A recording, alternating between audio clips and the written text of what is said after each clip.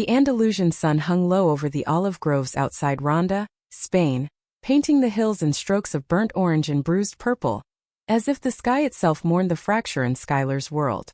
It had been 6 months since she'd fled the family estate in upstate New York, trading maple syrup winters for the relentless heat of this expatriate haven, chasing freedom, or maybe just the illusion of it. At 28, Skylar had always been the golden child. Valedictorian at Cornell, junior partner at a boutique law firm in Manhattan, the one who made her parents' Christmas cards look like Norman Rockwell paintings. But that was before Sophie.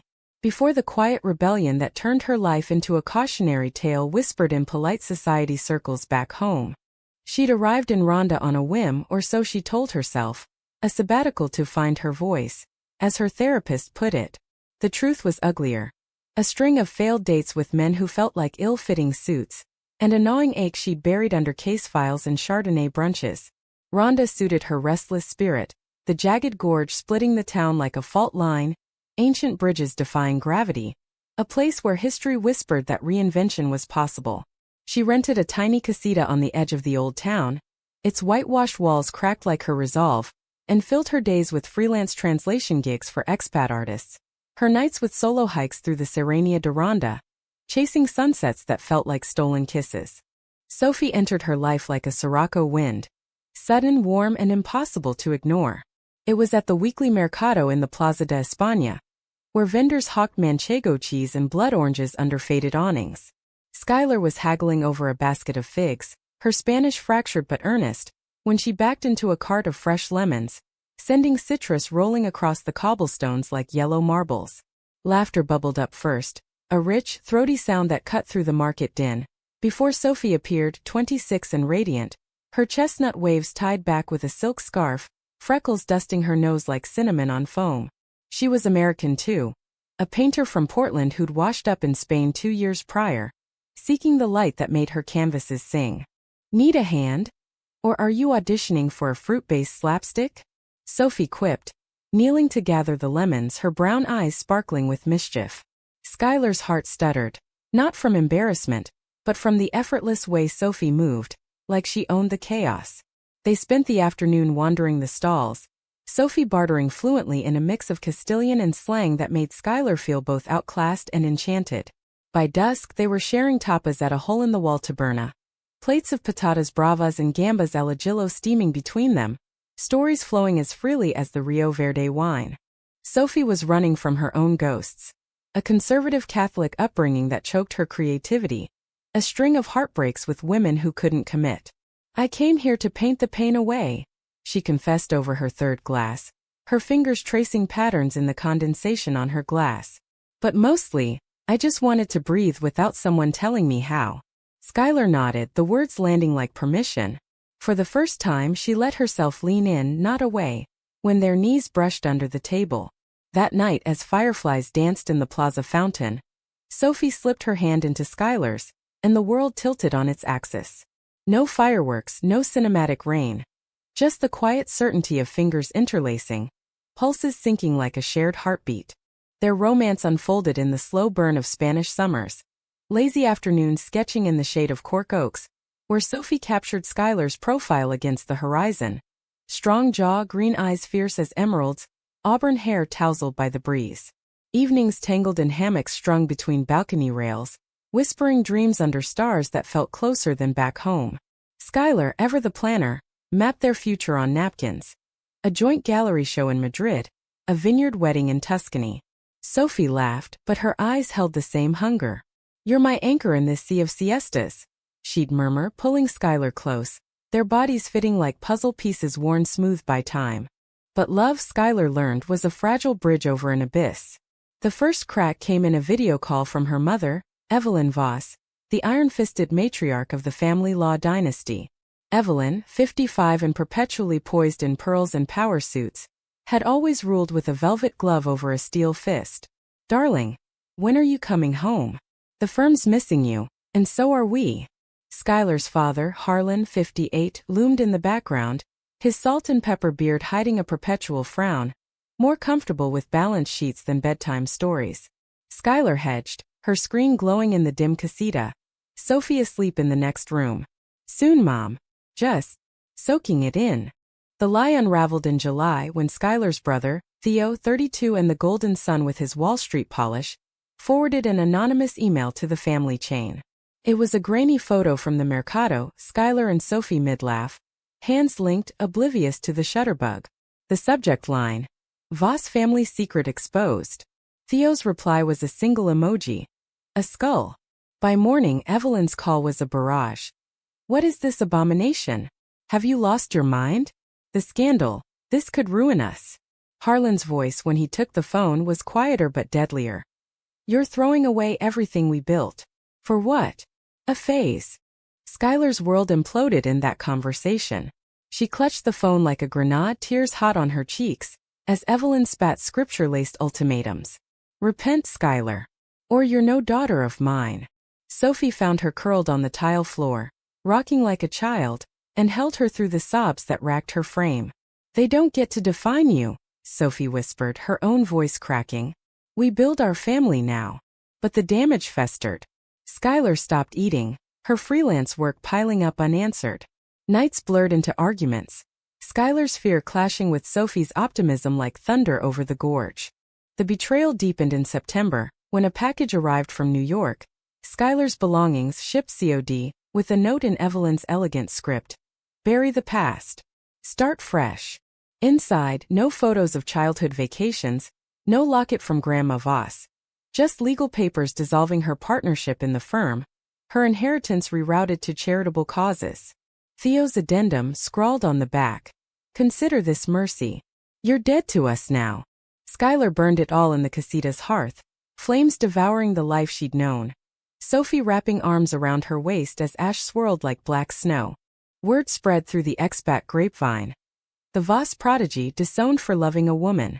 Whispers at the Mercado turned pitying glances. Invitations to Sophie's art openings dried up. Skylar withdrew, her defiance curdling into despair. What if they're right? She confessed one rain-lashed evening, as thunder rolled over the Puente Nuevo. What if I'm the villain in my own story? Sophie cupped her face, thumbs brushing away rain, or were they tears?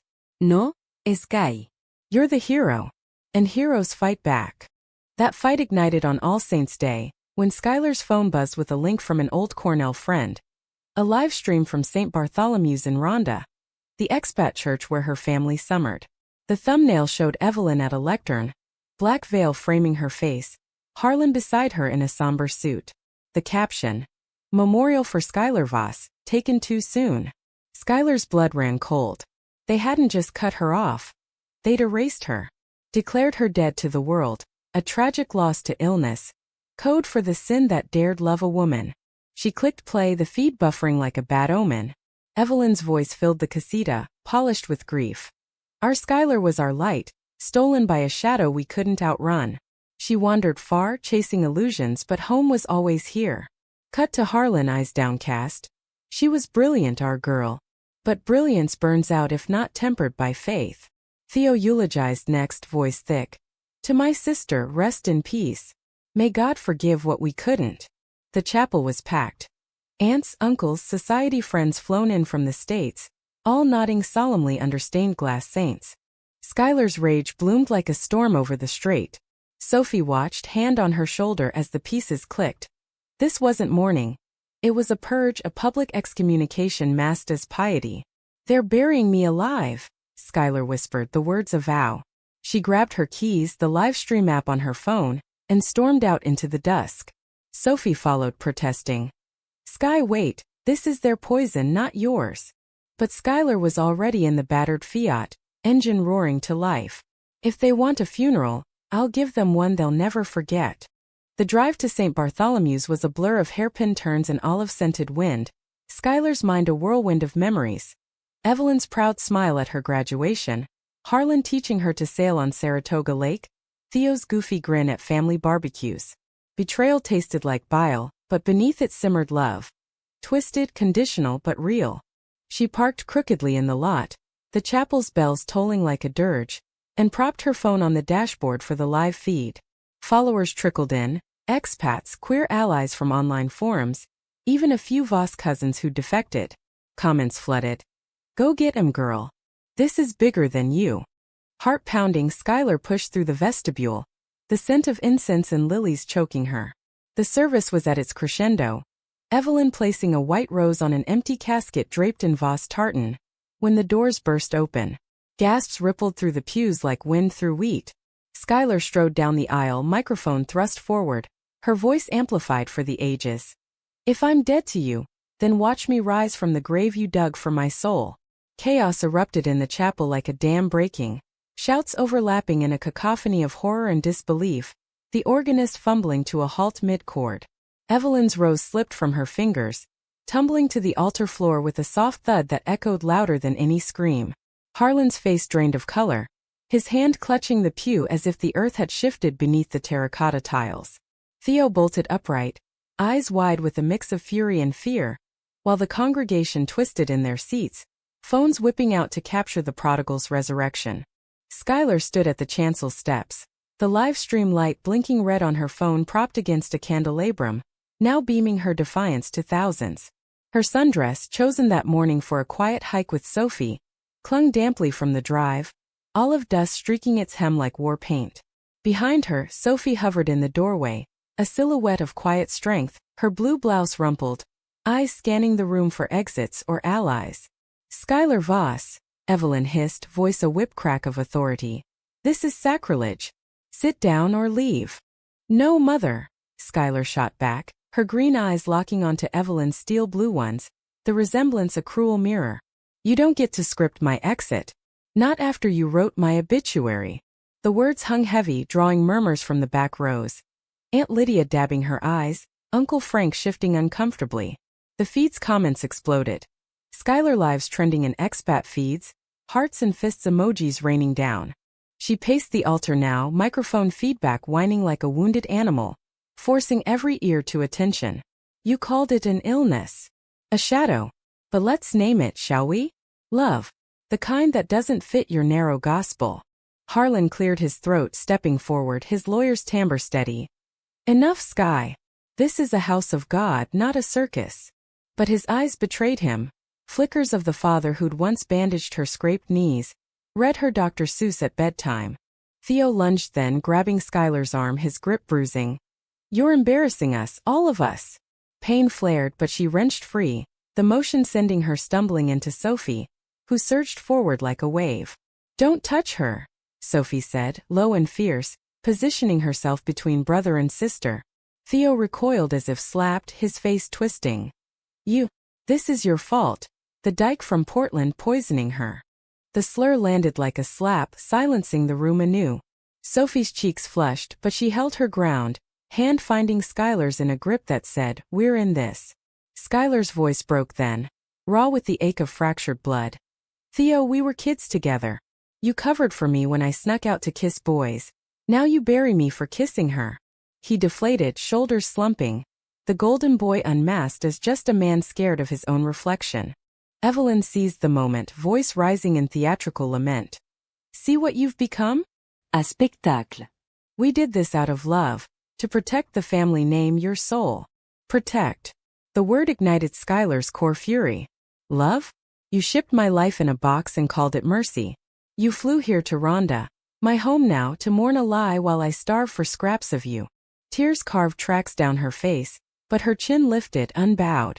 The congregation stirred. A young cousin in the third row, 22 and wide-eyed, whispering to her mother.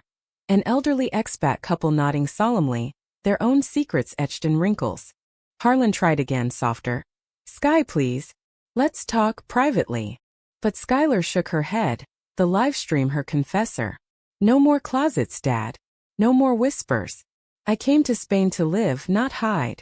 Sophie showed me joy in the margins, beauty in the broken. She turned to Sophie then, the room fading as their gazes met. A lifetime compressed into seconds. Sophie's smile was tentative, brave. A lighthouse in the storm. I love her, Skylar declared, simple as scripture. And that's no sin. The dam broke fully then. Evelyn collapsed into Harlan's arms, sobs racking her frame. Not of grief but unraveling control. Theo stormed the aisle toward the doors, shouldering past gawkers, his exit a thunderclap. Whispers swelled to a roar. Is it true? The Voss girl, always so driven. Poor dears, what a scandal. Skylar's phone buzzed. Viewers at 50,000. Shares spiking across oceans. Back home, Voss family stocks dipped in after-hours trading. Society pages lit up with speculation. Sophie tugged her sleeve. Sky enough. Let's go breathe. But Skylar lingered, scanning faces for redemption. Aunt Lydia rose tentative, her voice carrying. Skylar, honey. We didn't know. It was a crack in the facade, small but seismic. Others followed, cousins, distant kin, forming a loose circle of tentative grace. Harlan extended a hand, not to command but to connect. Forgive an old fool? He murmured, voice thick. Skylar hesitated, the weight of years pressing down. Forgiveness wasn't a light switch, it was a slow thaw. But in that moment, with Sophie's warmth at her side and the chapel's saints bearing witness, she took the hand. Not fully, not yet, but enough to step forward. Evelyn watched, veiled eyes unreadable, as the organist struck up a hesitant, amazing grace. The live stream captured it all. Not a crash but a collision of truths long buried, loves long denied. They slipped out as the service dissolved into hushed conversations, the night air cool against fevered skin. Sophie drove this time, the Fiat winding back toward Rhonda's lights, Skylar's head against the window, exhaustion crashing like waves. You were magnificent, Sophie said, fingers drumming the wheel. Terrifying but magnificent. Skylar laughed, a brittle sound. I feel like I just detonated a bomb in my bloodline. The casita welcomed them with its familiar glow. Candles flickering on the mantel, Sophie's half-finished canvas of the gorge propped against the wall. They collapsed onto the sofa, wine poured in silence, the weight of the evening settling like dust. What now? Sophie asked, curling into Skylar's side, her head on a steady shoulder. Skylar stared at the ceiling beams scarred by time. I don't know. Call my therapist? Block the family group chat forever. But deeper currents stirred. In the quiet, memories resurfaced. Not just pain but the tender underbelly. Evelyn's lullabies in the nursery. Harlan's awkward pride at her first moot court win. They weren't monsters. They were products of their era. Rigid Episcopalians who'd bartered empathy for legacy. Skylar's phone lit up. Text from the prodigal cousins. Proud of you. Drinks soon. Even Theo. A single line, sorry. Call me. Sleep came, fitful dreams tangled with chapel echoes and Sophie's steady breathing. Dawn broke over the gorge, mist rising like spirits from the depths. Skylar woke to Sophie in the kitchen, brewing café con leche, her hair a wild halo in the light. Harlan texted, Sophie said, handing over the mug. Wants to meet. Alone. Skylar's stomach nodded. Trust was a bridge half-burned, but bridges could be rebuilt. They met at a neutral ground. A hillside cafe overlooking the Puente Nuevo, where tourists snapped selfies oblivious to the Voss drama unfolding at a corner table. Harlan arrived early, nursing an espresso. His suit rumpled for the first time Skylar could remember. No preamble. I was wrong. About all of it. His eyes, so like hers, glistened. Your mother. She's breaking inside. But me? I failed you first. Saw my career in your shadow, not your heart. Words tumbled then. Apologies layered like sedimentary rock. Harlan admitting the fear that had armored him. Losing the daughter who mirrored his fire, but on her terms. Skylar listened, the gorgeous wind carrying away old resentments. I needed you to see me, she said finally, voice steady. Not the label. Me. He nodded, reaching across the table. I do now. If you'll let me try. It wasn't absolution, but a foothold. Evelyn's reconciliation lagged. A phone call laced with ifs and buts. Her pride a fortress slow to breach. Yet cracks formed. A tentative email with baby photos of a new Voss niece, captioned Family Grows. Theo showed up unannounced a week later, olive branch in hand, a bottle of Harlan's favorite scotch, and a hug that lingered too long to be awkward. Through it all, Sophie was the constant, painting feverishly in the casita. Her canvases now alive with gorges bridged by rainbows, figures entwined against stormy skies. You're rewriting our story, she told Skylar one evening, as they picnicked on figs and manchego under the stars. Not erasing the pain, but illuminating it. Skylar pulled her close, the kiss soft with gratitude. Our story. Always. Winter crept in with siroccos that rattled the shutters, But Skylar's world warmed. The live stream had gone viral. Op-eds in the New York Times hailing her as a modern phoenix. Queer support groups inviting her to speak. She demurred, preferring the quiet power of living authentically. Co-teaching a writing workshop for expat youth. Co-signing Sophie's first Madrid gallery show. Betrayal's scar faded to a faint line. A reminder that love, familial, romantic, demanded tending like an olive grove. Pruned but persistent. Yet drama lingered unbidden. In December, Evelyn announced a visit. To see this life you've chosen. Skylar braced, Sophie baking polverons as peace offerings. The airport reunion was a masterclass in restraint. Evelyn's hug stiff, her eyes darting to Sophie with veiled appraisal. Charmed, she said, extending a hand gloved in kid leather. Sophie met it with a firm grip. The pleasure's ours, Mrs. Voss. Tension simmered over dinners in the casita. Evelyn critiquing the rustic decor. Harlan thawing over Rioja toasts. The breaking point came on Christmas Eve, carols drifting from the plaza below, when Evelyn cornered Skylar in the kitchen. This woman, she's temporary, isn't she? Come home, reset. The old script dusted off. Skylar's retort was fire. Temporary? Sophie's my forever. And home? It's here, where love isn't a transaction. Evelyn recoiled, but Harlan intervened, drawing his wife aside. Whispers, then silence. When they emerged, Evelyn's voice was small. I want to understand. It was the closest to vulnerability Skylar had ever heard. They talked then, really talked, until dawn, Evelyn unspooling her own youth. A debutante stifled by expectations, dreams of Paris deferred for duty. I built walls to survive, she admitted. Didn't see I caged you too. Dawn brought fragile peace. A family photo on the balcony, Sophie included, smiles tentative but genuine. As Evelyn and Harlan boarded their flight, Evelyn pressed a locket into Skylar's palm. The one from Grandma Voss engraved Unbreakable. For the unbreakable one, she said, eyes wet. Spring unfurled in Rhonda like a long-held breath released. Wildflowers carpeting the hills in violet and gold. The air humming with bees and possibility. Skylar and Sophie's life settled into a rhythm deeper than before. The funeral crash a pivot point that had realigned their stars. The casita, once a refuge of isolation, buzzed with guests. Theo visiting with his wife and niece, the toddler's giggles echoing off white walls. Aunt Lydia shipping care packages of New York bagels, laced with notes of proud anti-solidarity.